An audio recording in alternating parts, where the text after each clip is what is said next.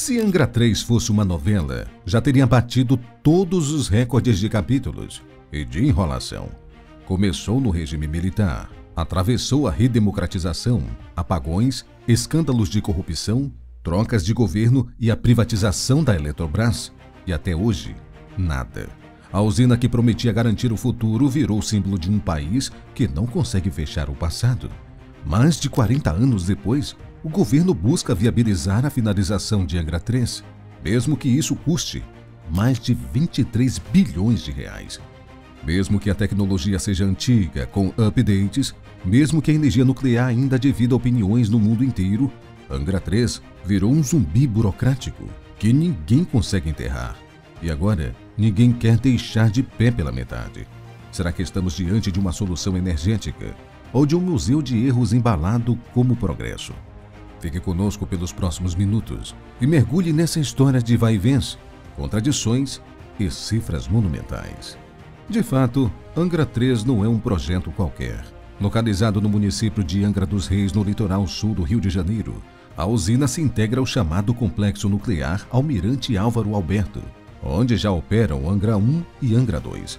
A terceira unidade tem potência estimada em 1,4 gigawatts, o suficiente, em teoria, para abastecer uma cidade com 4 milhões e 500 mil habitantes.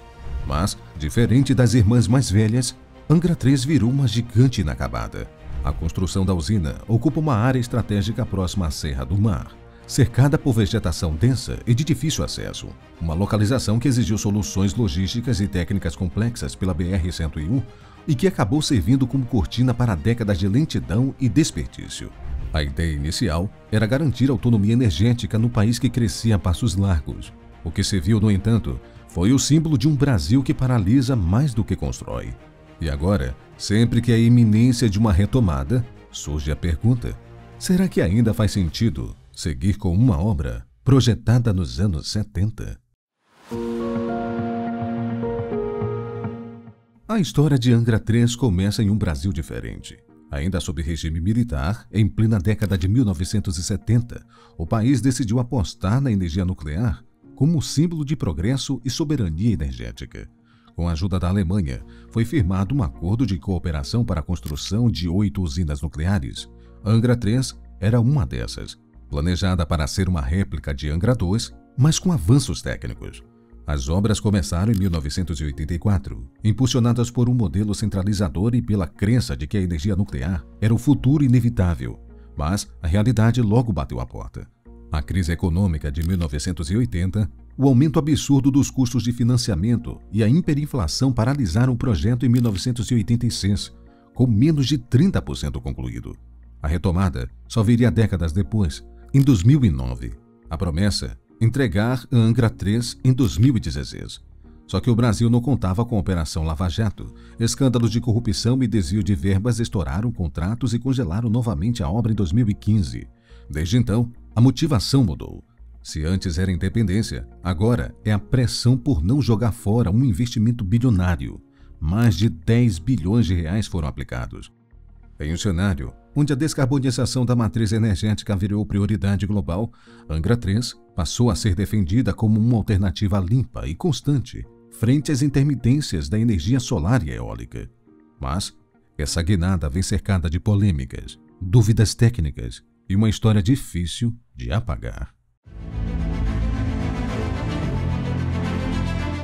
A usina nuclear Angra 3 representa uma das mais emblemáticas obras de infraestrutura energética do Brasil, tanto pela complexidade técnica quanto pelos entraves políticos e econômicos enfrentados ao longo de mais de 4 décadas. A construção de Angra 3 teve início em 1984, com base no modelo da Central Nuclear Almirante Álvaro Alberto, a CNAA, localizada em Angra Reis, no Rio. A concepção de Angra 3 foi repetir o arranjo técnico industrial de Angra 2, baseado na tecnologia KWU-PWR, então ligada a Siemens. A padronização buscava capturar economias de escala, encurtar prazos e aproveitar a engenharia e a mão de obra já qualificados no projeto. O reator previsto para Angra 3 é o PWR, padrão KWU 1300, com capacidade de 1.405 megawatts de potência elétrica líquida.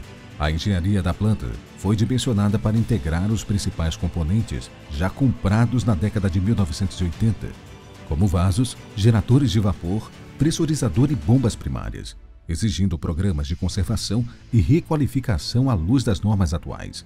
A obra foi interrompida em 1986, quando apenas 30% da construção civil havia sido executada. O Brasil atravessava uma crise de dívida externa e a inflação corroía os orçamentos da infraestrutura. Com o projeto paralisado, estruturas ficaram expostas ao tempo, enquanto materiais se deterioravam.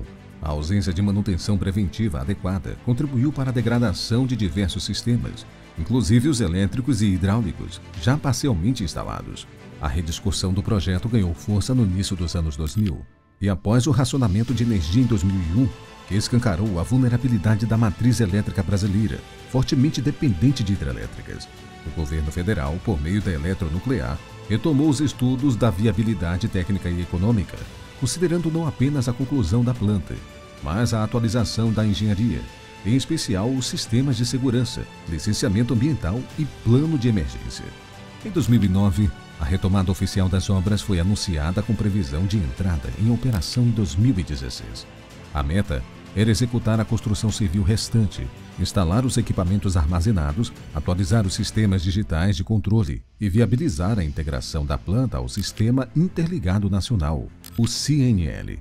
O investimento previsto girava em torno de 10 bilhões de reais, com o preço da energia fixado em 2009 a R$ 148,65 por megawatt-hora, nos valores da época. Durante os anos seguintes, a execução avançou, mas em ritmo abaixo do esperado. Fatores como atrasos logísticos, entraves de licenciamento e interferências externas prejudicaram o cronograma. Em 2015, o projeto foi paralisado novamente após as denúncias de corrupção reveladas pela Operação Lava Jato.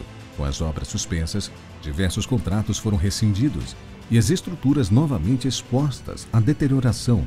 Em 2018, o Conselho Nacional da Política Energética, CNPE, revisou o preço-teto da energia de Angra 3 para R$ 480 por megawatt-hora, um reajuste que evidenciou a escala de custo e a inviabilidade comercial do empreendimento nos moldes originais.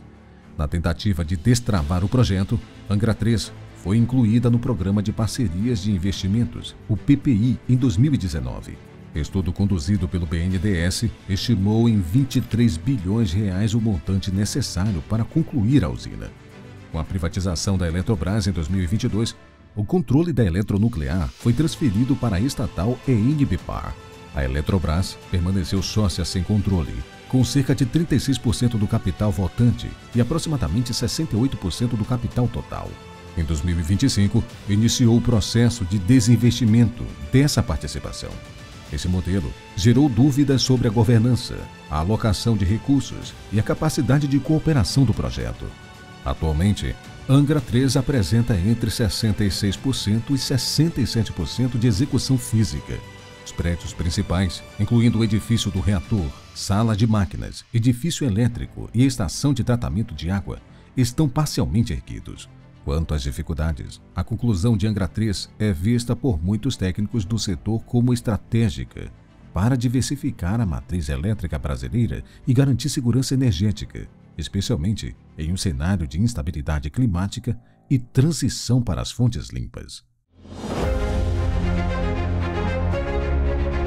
Angra 3 não está sozinha no clube das obras intermináveis. O Brasil tem histórico de projetos públicos que demoram décadas e consomem fortunas antes de se tornarem realidade, se é que um dia se tornam. Mas Angra 3 se destaca pelo perfil técnico, custo elevado e localização sensível. No Brasil, a usina de Belo Monte também enfrentou atrasos críticos e ambientais, mas foi entregue. O metrô de Salvador, outro símbolo de vai-vem político, levou mais de 14 anos para sair do papel. Mas nenhuma dessas obras teve tantos hiatos e retomadas quanto Angra 3. No cenário internacional, projetos nucleares também enfrentam desafios. O reator Olkiluoto 3, na Finlândia, levou 18 anos para ser concluído. Nos Estados Unidos, a planta de Vogtle teve custos triplicados e atrasos de quase uma década. Angra 3 é um retrato de como o Brasil trata obras de alta complexidade, com improviso, instabilidade institucional e pouca continuidade técnica. Enquanto o mundo discute fusão nuclear, o Brasil tenta terminar um projeto concebido na Guerra Fria. E aí fica a dúvida: estamos correndo atrás do futuro ou arrastando no passado? De fato, se concluída, Angra 3 pode fornecer energia constante e limpa para milhões de brasileiros.